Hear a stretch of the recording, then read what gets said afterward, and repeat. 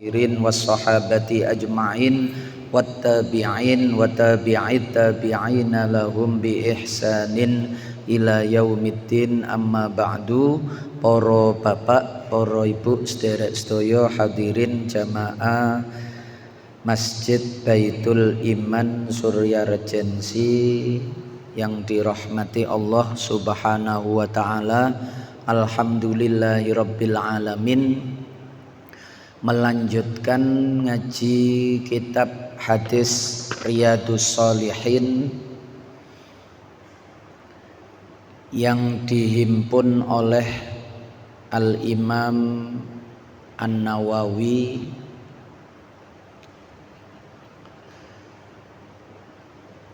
sekarang hadis yang kelima dari babun fisidqi, melanjutkan cerita hadis yang diriwayatkan oleh sahabat Abu Hurairah, baginda Nabi Muhammad sallallahu alaihi wasallam bercerita, ada seorang nabi dari para nabi zaman dahulu yang mengajak berperang kepada kaumnya, tapi beliau memberikan syarat agar orang yang sedang menginginkan perempuan mau menikah atau lama tidak bertemu istri, sekalinya bertemu terus datang perintah untuk berperang, mereka ndak usah berangkat. Niki beda kali yang terjadi di zaman Rasulullah. Ada namanya Handolah, sahabat Nabi yang dikenal dengan Handolah Ghasilatul Malaikah, sahabat Handolah yang dimandikan oleh para malaikat. Karena kisahnya itu dia habis hubungan suami istri, belum mandi junub, mendengar perintah perang fisabilillah, komando perang dari Rasulullah, dia langsung berangkat. Sampai lupa belum mandi besar. Karena Rasulullah itu sangat jarang perang dengan memberitahu jauh hari sebelumnya, kecuali perang Khandaq, kecuali perang Tabuk. Selebihnya niku ndadaan, agar strateginya tidak bocor terlebih dahulu. Handolah niki kemudian gugur di medan perang dalam keadaan junub. Lalu baginda Nabi menyaksikan dia ini dimandikan oleh para malaikat. Sahabat tidak ada yang tahu tadinya kalau Handolah ini dalam keadaan junub. Rasulullah Shallallahu alaihi wasallam yang justru mengetahui, karena dilapori malaikat yang memandikan itu ketika dia gugur.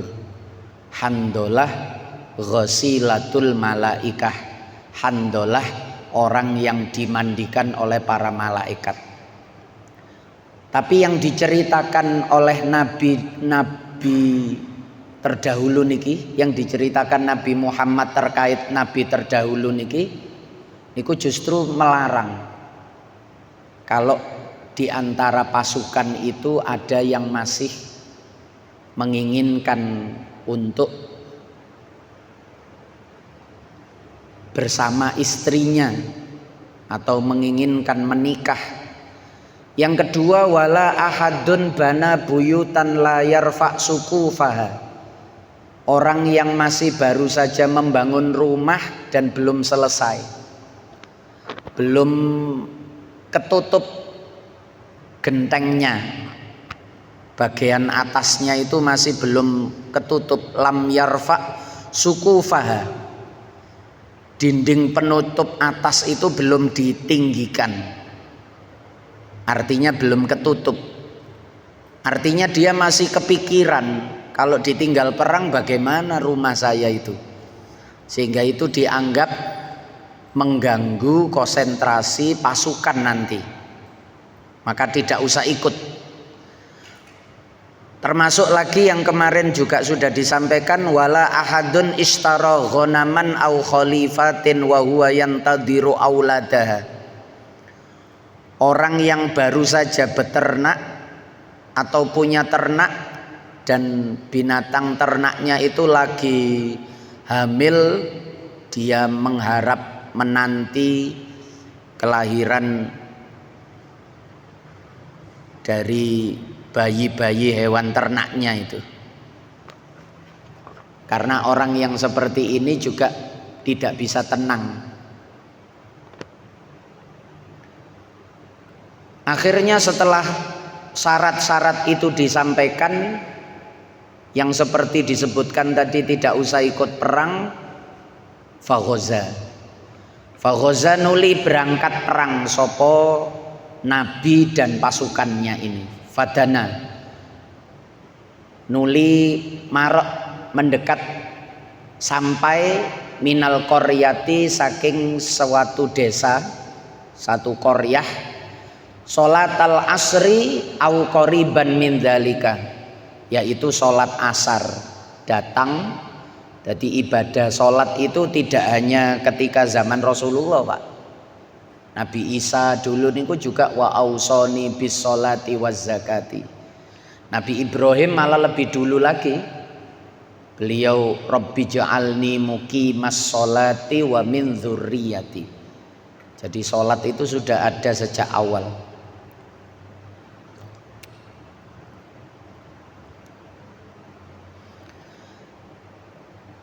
Dekat di suatu desa datanglah sholat asar, au qoriban min dzalika, atau mendekati. Faqala lisyamsi, faqala niki termasuk mukjizatnya nabi tersebut, atau yang kemarin sempat disampaikan menurut pendapatnya Imam Jalaluddin As-Suyuti, nabi yang dimaksud ini adalah Nabi Yusha bin Nun. Nabi Yusha bin Nun ini kemudian faqala lisyamsi, marang srengenge. Asar itu kan matahari sudah mulai condong ke barat. Pada saat tinggi benda dan tinggi bayangan itu sama, ditambah bayangan istiwa 4 menit atau bayangan zawal 4 menit, niku mulai asar sampai matahari terbenam. Jenengan cek mawon, ketika kumandang asar itu datang, panjenengan berdiri, tingginya panjenengan dengan tingginya bayangan itu harus lebih tinggi bayangan sedikit. Kalau masih pendek bayangan itu, lah berarti keliru. Tinggi benda dengan tinggi bayangan sama, ditambah bayangan 4 menit ketika zuhur. Kalau zuhur itu dari waktu istiwa, matahari tidak ada bayangan di timur, tidak ada bayangan di barat, itu namanya istiwa. Itu belum zuhur. 4 menit kemudian timbul bayangan di sebelah timur. Karena matahari bergerak ke barat sedikit 4 menit, ada bayangan di sebelah timur. Lah niku sudah namanya zawal, 4 menit setelah istiwa di timur. Kalau sebelah selatan utara itu tidak dianggap. Bayangan yang ke selatan ke utara itu tidak dianggap. Yang ke timur 4 menit niku zawal, duhur. Lah asar itu tinggi benda dengan tinggi bayangan sama, lalu ditambah 4 menit itu tadi, niku masuk waktu asar. Seorang nabi yang dimaksud yaitu Nabi Yusha bin Nun dengan membawa pasukannya. Pada saat itu datang waktu asar, matahari itu kemudian diajak bicara, dikhitopi. innaki ma'muratun wa ana ma'murun. Hadis niki Bukhari Muslim. Innaki sesungguhnya engkau sak temene sira wahai srengenge, wahai matahari, iku ma'muratun diperintah, kamu tugas bergerak berotak napa wasyamsu tajri li mustaqarril laha. Nggih. Bulan mengelilingi bumi, bumi mengelilingi matahari, matahari niku nggih bergerak dengan galaksi Bima Saktinya niku. Niku Quran, Pak. Wasyamsu tajri, matahari bergerak, tapi li mustaqarril laha, di porosnya. Nggih. Bumi juga bergerak. Watarol jibala tahsabuha jamidatan wa hiya tamurru marras sahab sun Allahillati, dan seterusnya nih. Kamu melihat gunung itu diam padahal dia bergerak.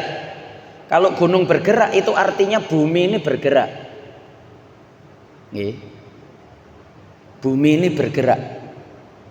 Masa mangke diusumno konsep bumi datar niku wis tambah gak karu-karuan. Nggih.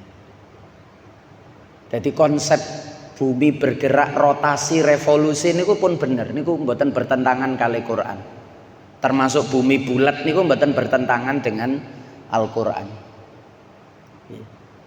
Jadi watarol jibala tahsabuha jamidatan, kamu lihat gunung itu seperti jamidatan, diam. Tahsabuha jamidatan, padahal wahiyya tamurru marras sahab, dia bergerak seperti gerakan awan. Artinya bergerak juga seperti bumi berputar, gunung bergerak, awannya juga bergerak. Niku ngonten.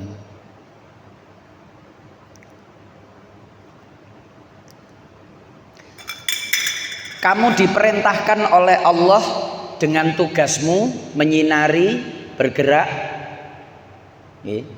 Wa ana makmurun, wa ana utawi ingsun iku makmurun, ya diperintahno. Saya juga diperintah. Saya berangkat jihad fisabilillah ini juga karena perintah Allah. Allahumma hsibha alaiha, ya Allah tahan matahari ini alaina ing atase kita, supaya pasukan ini masih menangi sholat asar, karena ini jumlahnya banyak. Fakhusibat, fakhubisat, mongko ditahan opo asyamsu hatta fatahallahu alaihi, hingga menangake sopo Allahu Allah alaihi ing atase nabi ini, sampai kemudian nabi ini memenangkan peperangan. Jadi sak sholat asare, sak peperangane pisan nututi. Ini sudah sampai di perbatasan desa, pasukan musuh sudah kelihatan, belum sholat asar. Iki nek sholat asar sik diserang musuh, nek perang sik engko pas nututi sholat asar apa enggak iki. Akhirnya salah satu cara, matahari dimintakan untuk berhenti. Kamu diperintah, saya diperintah. Ya Allah matahari tahan dulu, saya selesaikan tugas saya, perang, kemudian sholat asar, sama-sama perintah Allah, baru silahkan matahari itu bergerak. Dan itu namanya mukjizat.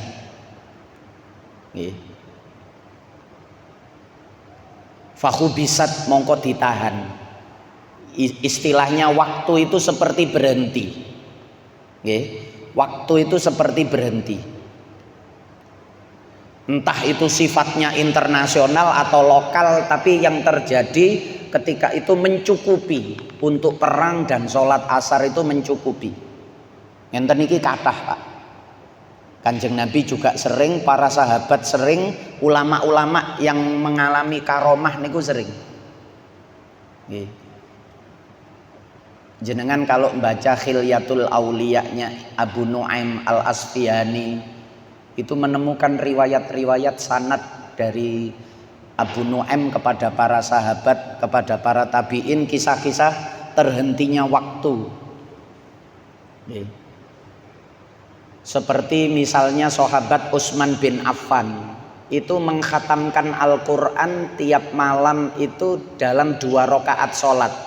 Niku kalau hitungan kita ndak mungkin, Pak. Bagaimana khatam Quran semalam? Sendirian loh, baca sendirian. Mocone yok nopo nih. Atau panjenengan mendengar kisahnya dalam biografinya Abu Hanifah. Niku khatam sehari 8 kali, Pak. Kalau kita tidak percaya mukjizat yang terjadi pada Nabi atau karomah yang terjadi pada sahabat tabiin para kekasihnya Allah, repot. Padahal banyak terjadi. Saya itu pernah 2 kali mengalami fase waktu itu seperti koyok gak nututi tapi ternyata nututi. Yang pertama dulu waktu di pondok itu ketika malam itu saya biasanya pinjam sepeda ngonten, Pak. Itu dari pondok saya di Peloso itu ke Kediri ke Lirboyo. Niku sekitar 22 km. Itu menjelang subuh saya lupa untuk tidak segera kembali. Masjid itu sudah mulai di kampung-kampung niku nyetel Quran niku. Itu pertanda sekitar 30 menit kemudian sudah subuh. Itu baru saya sadar. Saya langsung kembali ngontel mboten sepeda motoran. Padahal naik mobil itu saja butuh waktu sekitar setengah jam. Naik mobil itu butuh waktu sekitar setengah jam. Santai, len nih loh, kendaraan umum nih loh.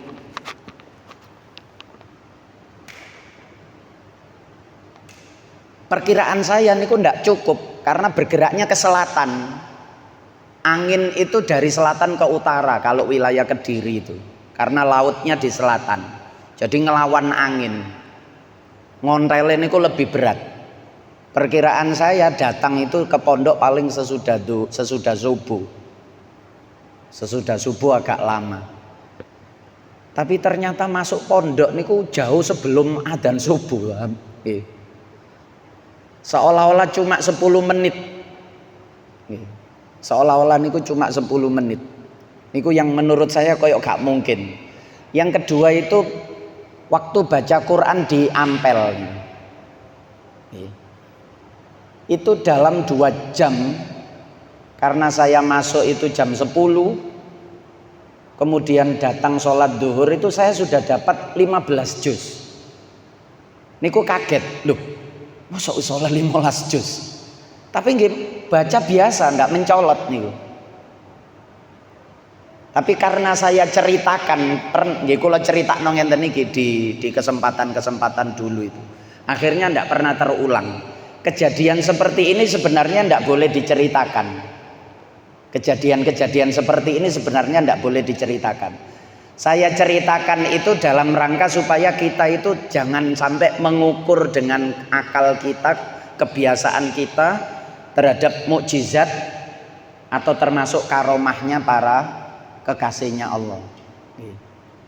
Karena itu memang sesuatu yang jaiz, boleh bagi Allah dan diberikan kepada siapa saja yang Allah kehendaki. Tapi yang diberi sebenarnya tidak boleh cerita. Lah kula berhubung pernah kula ceritakan ngoten tidak pernah terulang lagi. Imam Nawawi itu antara maghrib dengan isya niku khatam Quran. Sangat melimpah kalau kisah-kisah waktu terhenti seperti ini, sangat melimpah.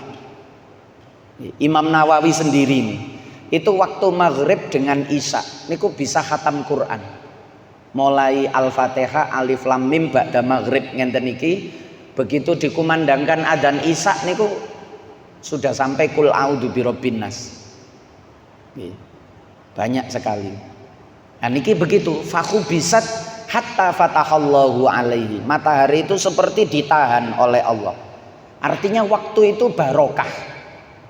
Yang lain itu tidak cukup, niki cukup. Kalau di Tulungagung itu ada seorang hafid yang wuto, namanya Kiai Khobir. Niku nggih terkenal. Beliau itu 2 jam niku wis khatam Quran. Nggih, baca 2 jam itu khatam Quran. Niku terkenal Kiai Khobir wuton dari sejak mudanya.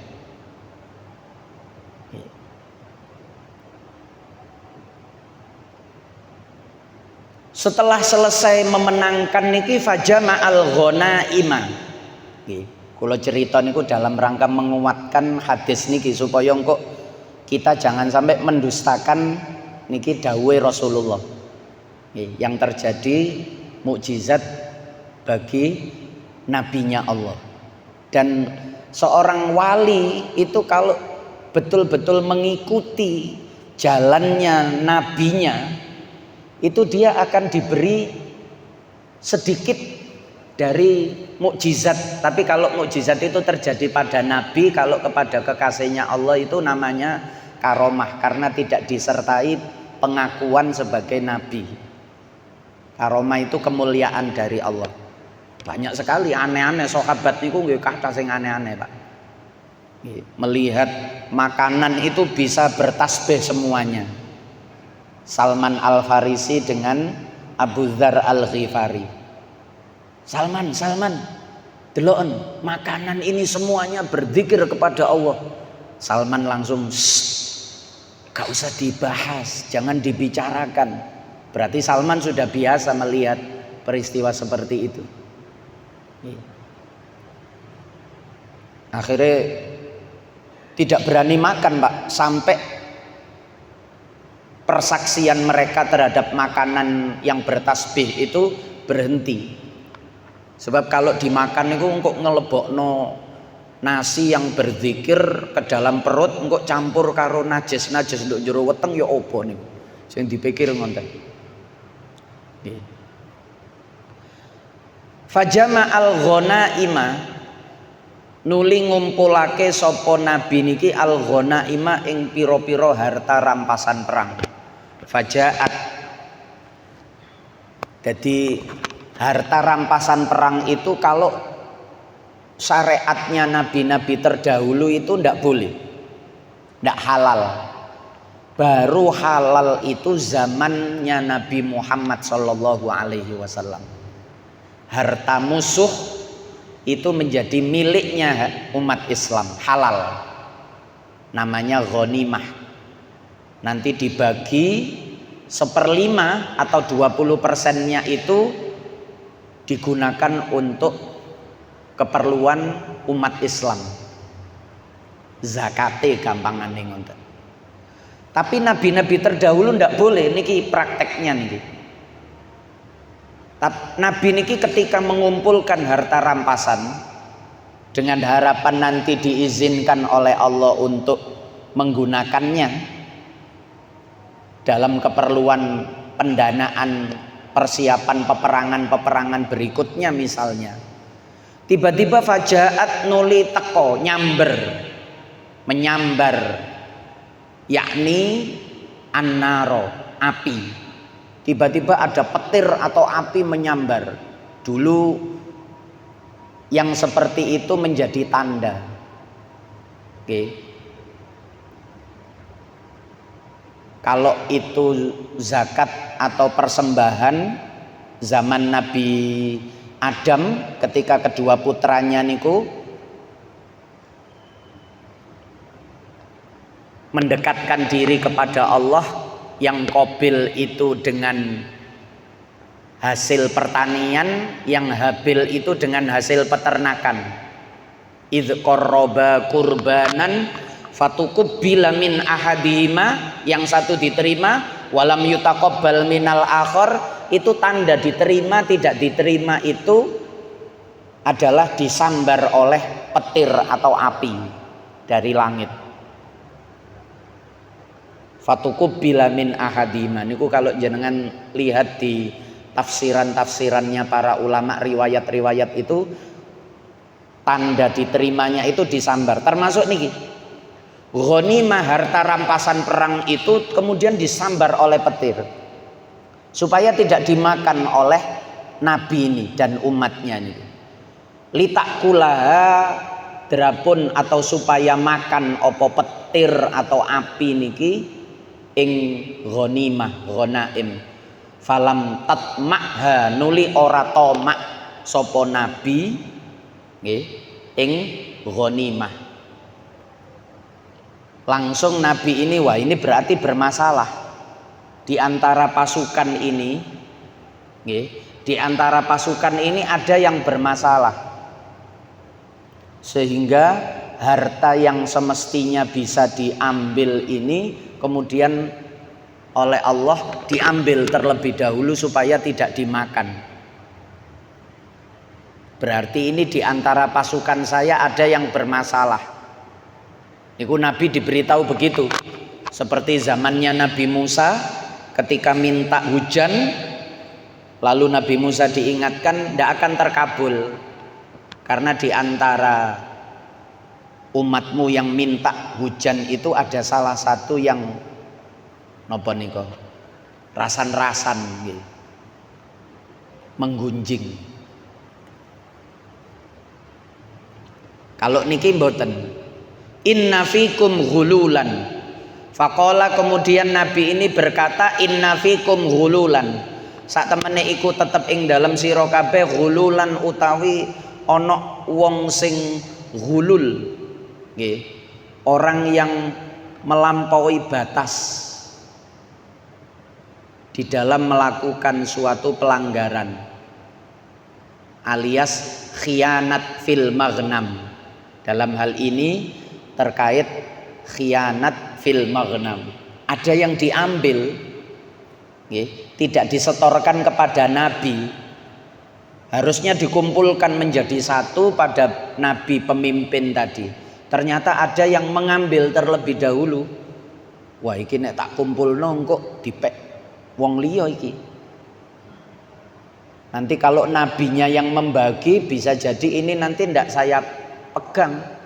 Misalnya dia tertarik dengan pedangnya musuh ini. Iki pedang api iki.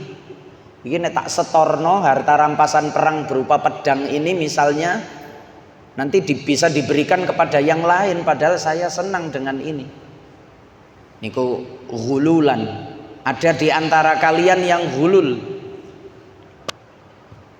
Ghullah nih kong ya, enten Syiah ghullah niku yang berlebihan, melampaui batas. Tapi dalam hal ini al khiyanatu fil maghnam, khianat terkait harta rampasan perang. Fal yubayyi'ni min kulli qabilatin rajulun, fal yubayyi'ni mongko becik baiat salaman dengan aku, berjanji min kulli qabilatin saking saben-saben qabilah sapa rajulun seorang perwakilan. Mana sini, tiap kabilah maju ke depan baiat sama saya bahwa di dalam kabilahnya tidak ada yang berkhianat, tidak ada yang mencuri harta rampasan perang. Sini maju. Mangke konangan begitu perwakilan itu dipegang tangannya oleh Nabi niki nanti menjadi tahu. Oh iya, nduk ngene kelompokmu di dalam kabilahmu nanti itu ada yang khianat. Di dalam kabilahmu itu yang berkhianat. Mboten nanti. Di dalam kabilahmu itu yang berkhianat ketika sudah salaman dengan Nabi. Ngenten iki nggih kata Pak, napa? Kekasih walinya Allah yang punya karomah seperti ini. Zaman Rasulullah nggih sering Kanjeng Nabi niku. Ketika diundang makan oleh seorang ibu saat suaminya meninggal dari sahabat Ansor, ten ngene riwayat Abu Dawud niku. Jadi suaminya meninggal, Rasulullah dan sahabat mengubur, lalu ibu niki pesen, tolong kok sampai no Kanjeng Nabi karo sahabat mari ngubur mampir do omaku yo. Nah, di wilayah kita kan ada kadang tradisi habis ngubur niku terus diajak makan-makan niku tumpengan tenan. Niku pun zaman Kanjeng Nabi pun enten, Pak. Nggih. Jadi tidak hanya kalau ada orang mati orang lain yang memberi makan niku isna'u ta'ama li Ali Ja'far niku seringe wong ilinge hadis niku tok padahal hadis banyak. Termasuk hadis niki Abu Dawud menceritakan mukjizatnya Nabi. Ibu-ibu niki pesen nanti kalau selesai memakamkan Rasulullah dan sahabat, silahkan mampir, ini sudah saya masakkan hidangan, makanan. Ketika Rasulullah dan sahabat itu sudah datang, memenuhi undangan ibu yang suaminya meninggal niki tadi, baru saja dikubur niku, sahabat niku sudah siap mau menyantap niku, Kanjeng Nabi ketika tangan beliau itu mendekat kepada makanan niki, yaitu daging kambing niki, langsung beliau mengatakan stop. Semua sahabat berhenti. Ibu yang punya makanan ini mana? Lalu dipanggil, Bu, ini sampean beli kambing di mana? Oh, anak saya, Nabi. Anaknya dipanggil ke sini. Kemudian anaknya itu ditanya, kamu beli di mana? Beli di sana, Kanjeng Nabi. Bagaimana akadnya? Beres enggak? Iya, saya beli itu tidak kepada pemiliknya. Pemiliknya itu sedang pergi, yang menjualkan kepada saya itu tetangganya. Biasanya nak regone iku sakmene wis engko tak kekno duwike nang ngone pemiliknya. Padahal itu enggak boleh kalau tidak ada taukil dari pemiliknya. Kalau pemiliknya memberi taukil, Pak, saya mau pergi, kalau nanti ada orang beli kambing saya, silahkan tolong sampean jualkan dengan harga sekian, nanti sampean saya kasih persen misalnya. Nah, itu baru sah dia menjualkan. Kalau dia ndak dipasrai, lalu dia menjualkan sesuatu harta yang bukan miliknya, mboten sah. Kanjeng Nabi langsung memerintahkan anak ini cepat kembali ke orangnya itu. Dia sudah datang, kamu bilang kalau tadi beli di tetanggamu, minta halalnya. Terus orang ini lari, anaknya niki lari. Setelah selesai kemudian dimakan oleh Rasulullah dan para sahabat. Niku koyok kroso ngenten. Nggih. Lah seperti Nabi ini juga begitu. Kathah ngenten iki, Pak. Kakeknya Habib Lutfi itu yang cerita sendiri. Nggih, Habib Lutfi bin Ali bin Hashim. Habib Hashim itu dulu ada tamu dari Pemalang 2. Tamune niku nyentrik. Nggih. Itu ketika bertamu dihidangkan ngenten iki, secangkir teh ngenten iki oleh santrinya Habib Hashim niki. Tapi 2 tamu itu ndak menyentuh sama sekali teh niku. Ketika tuan rumah Habib Hashim ini keluar, beliau langsung tahu karena 2 tamu ini sahabatnya, memiliki keistimewaan. Langsung santrinya itu namanya Basyakir, dipanggil, Basyakir, lebaik ya Habib, kamu tadi beli gula di mana? Di belakang. Sudah akad? Belum. Maksudnya akad niku saya beli, iya saya jual. Itu kalau dalam kebiasaan kita kan sekarang sudah mulai ditinggalkan. Padahal akad niku bagian dari penyerahan hak, penyerahan kepemilikan. Uang kita itu kalau kita katakan ini saya beli, berarti uang kita sah berpindah kepemilikan. Gula itu kalau penjualnya bilang saya jual, berarti sah gula ini pindah kepemilikan kepada kita. Aslinya ngonten, tapi para ulama kemudian memberi kemudahan. Banyak jual beli yang tidak menggunakan seperti itu, bagaimana? Asalkan keduanya itu saling rela, sudah dianggap boleh. Ulama fikih menyebutnya bai'ul mu'atoh. Jual beli saling menyerahkan saja.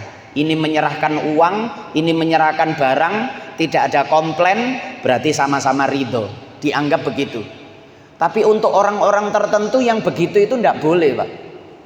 Mulanya orang tua kita dulu itu kalau memberi kebiasaan, ketika sudah datang di toko tetangga yang jualan itu kalimat yang diucapkan tumbas, beli. Itu supaya dari awal itu kalimat itu sudah penyerahan uang, nanti saya beli. Manggil tuan rumah yang jualan itu tumbas. Mboten kok bule, mboten, tapi dengan kalimat beli.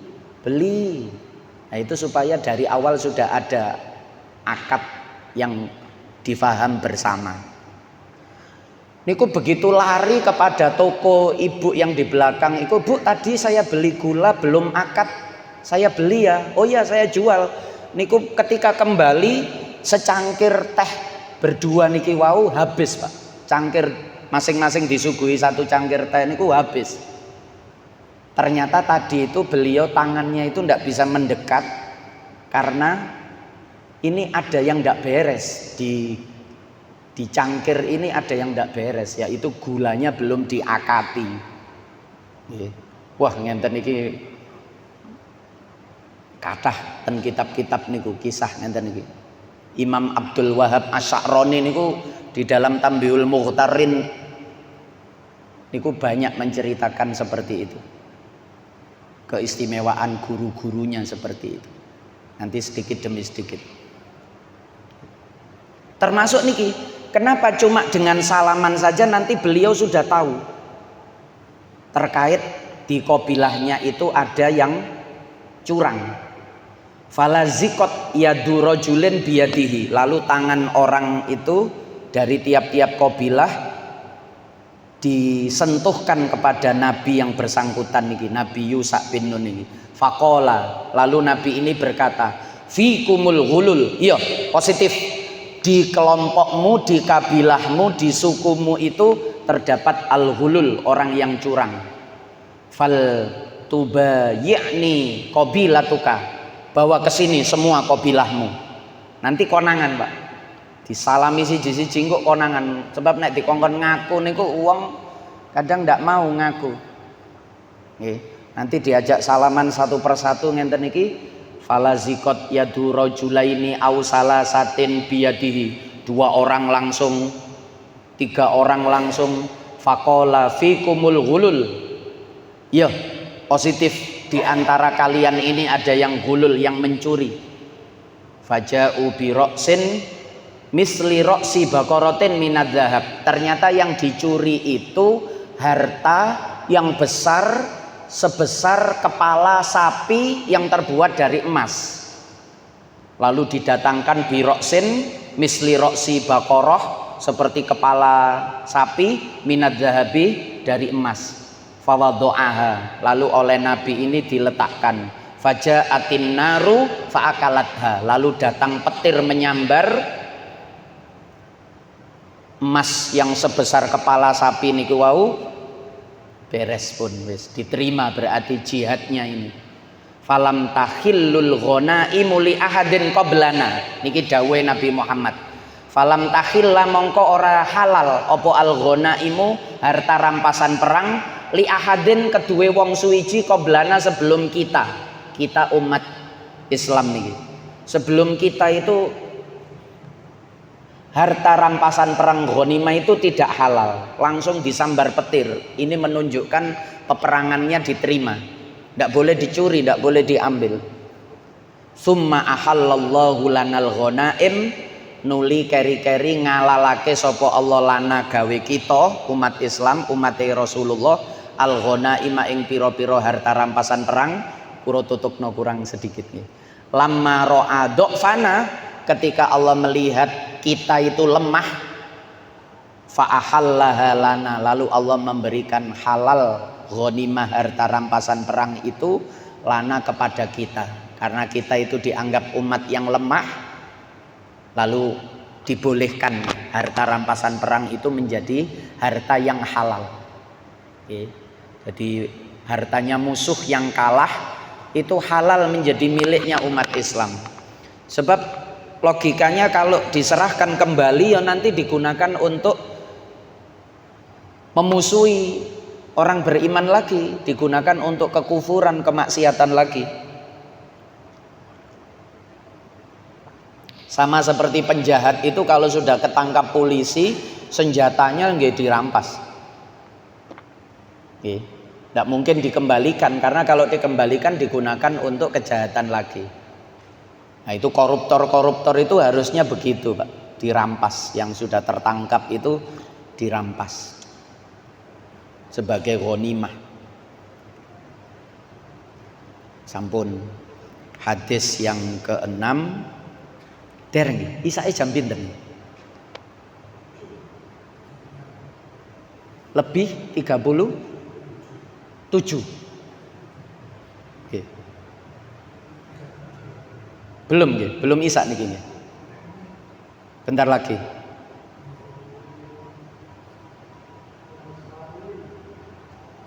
Isya-nya 36. Oh nggih niki. Pun muttafaqun alaih utawi hadis iku disepakati.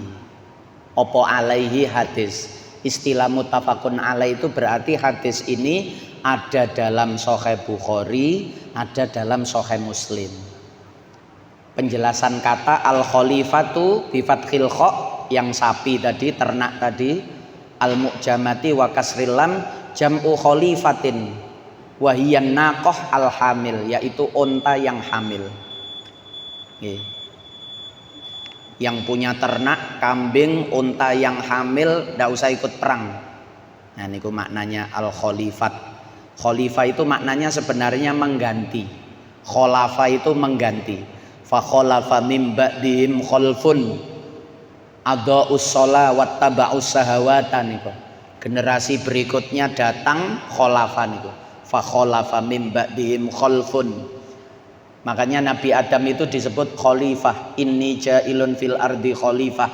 Karena sebelum Nabi Adam sudah ada makhluk yang sebelumnya oleh Allah dikasih tugas di dunia, tapi tidak diselesaikan dengan baik. Kalau di dalam kitab-kitab itu disebut Abul Jan. Kalau dalam wacana keilmuan yang modern itu nggih manusia purba niku Pak. Manusia purba itu seperti manusia tapi tidak bisa menjalankan tugas. Yang bisa menjalankan tugas nggih keturunannya Nabi Adam niki. Hanya sebagian kecil saja yang senang yudabbihun apa niko? Ataj'alu fiha may yufsidu fiha wa yasfikud dima wa nahnu nusabbihu bihamdika wa nuqaddisu lak. Hanya sebagian kecil saja yang senang merusak, senang pertumpahan darah, perang niku manusia niku sebagian kecil. Mayoritas anak cucu Adam itu ndak senang menumpahkan darah, ndak senang dengan peperangan, ndak senang dengan pengerusakan. Kalau sebagian kecil pasti ada, nggih cara sakniki Israel ngoten niku. Tapi mayoritas manusia itu tidak senang. Nah, niku, tapi sebaliknya kalau manusia purba dulu itu, jadi manusia purba itu jauh sebelum Nabi Adam, musnahnya bareng sama dinosaurus itu kalau kita dengan pengetahuan modern itu. Makanya disebut khalifah. Khalifah itu pengganti, berarti sebelumnya ada yang diganti. Abu Bakar menyebut dirinya khalifatur Rasul karena sebelumnya ada Rasul. Abu Bakar hanya mengganti tugasnya saja, memimpin umat saja. Nah niku istilah khalifah. Khalifah itu bukan raja, mboten, terakhir mawon disebut raja niku. Asale khalifah itu unta yang hamil itu karena nanti anaknya yang hamil itu akan menggantikan induknya. Maka disebut khalifah, unta yang hamil karena punya anak yang siap menggantikan dirinya. Dari kata khalafa. Niku kula nerangno khalifah, khalafa, khalfun tadi.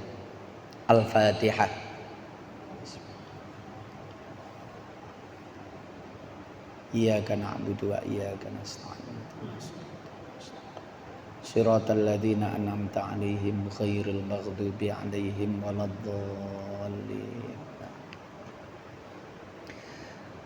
Maulaya salli wa sallim daiman abada ala habibika khairil khalqi kullihim wal habibul ladzi turja syafa'atuhu likulli haulin minal ahwali muqtakhimi ya rabbi bil mustafa balligh maqasidana waghfir lana ma madha ya wasi'al karami ya arhamar rahimin ya arhamar rahimin ya arhamar rahimin farrij 'alal muslimin. Ngapunten ingkang kathah ditutup dengan kafaratul majelis. Subhanakallahumma wa bihamdika asyhadu an la ilaha illa anta astaghfiruka wa atubu ilaik. Wassalamualaikum warahmatullahi wabarakatuh.